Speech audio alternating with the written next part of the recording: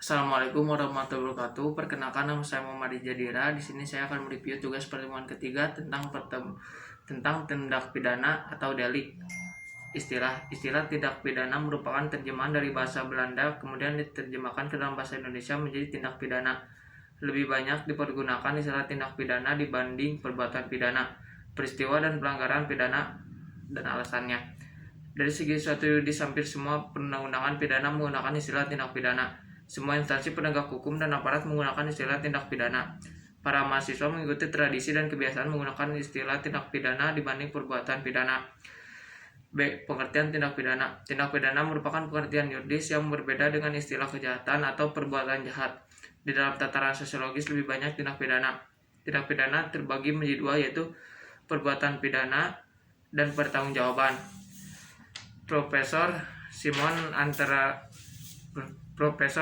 antara perbuatan pidana dan pertanggungjawaban merupakan kesatuan monistis, sedangkan Profesor Meljatno antara perbuatan pidana dan pertanggungjawaban merupakan terpisah. Unsur-unsur tindak pidana.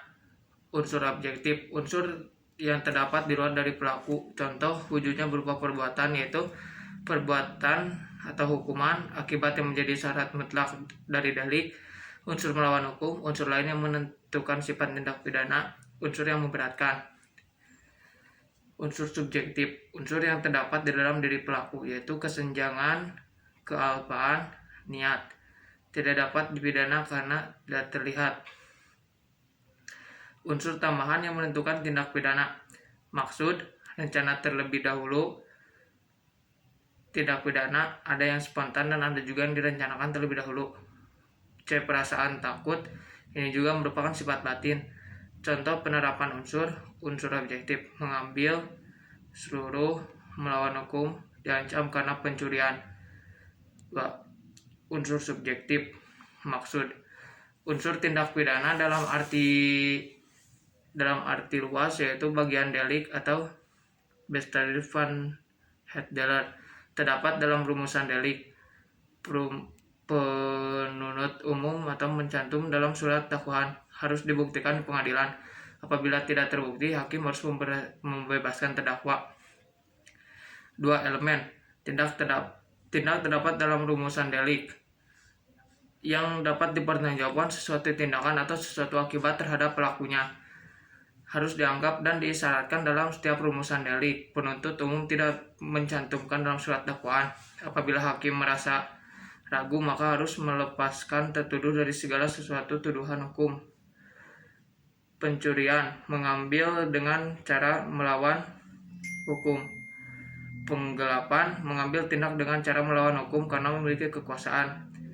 Teknik cara merumuskan tindak pidana hanya memberikan nama yuridis atau kualifikasi tanpa menyebut unsur-unsurnya. Hanya menentukan unsur-unsurnya tanpa memberikan kualifikasi atau nama yuridisnya. Memberikan kualifikasi dan unsur-unsur serta nama yuridisnya. Subjek tindak pidana, hanya manusia dapat dilihat dari bunyi pasal-pasal yang awalnya berbunyi barang siapa menunjuk kata jamali yang berarti siapa saja, laki-laki atau perempuan, manusia dan korporasi, kumpulan orang, bisa badan hukum. Jenis-jenis tindak pidana menurut KUHP. Kejahatan dan pelanggaran. Perbedaan kejahatan dan pelanggaran menurut MUT didasarkan pada penilaian kuantitatif, yaitu kejahatan sanksinya lebih berat dibandingkan dengan sanksi pelanggarannya.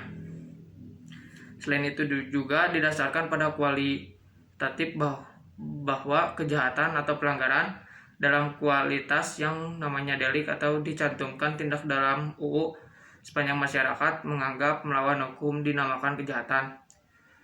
Pelanggaran umumnya dicantumkan dalam undang-undang. Menurut doktrin, delik formil dan delik material, delik komisionis, delik dolus sengaja dan delik ulfa kelalaian, delik tunggal melanggarnya satu atau delik ganda melanggarnya lebih dari satu. Sekian, terima kasih.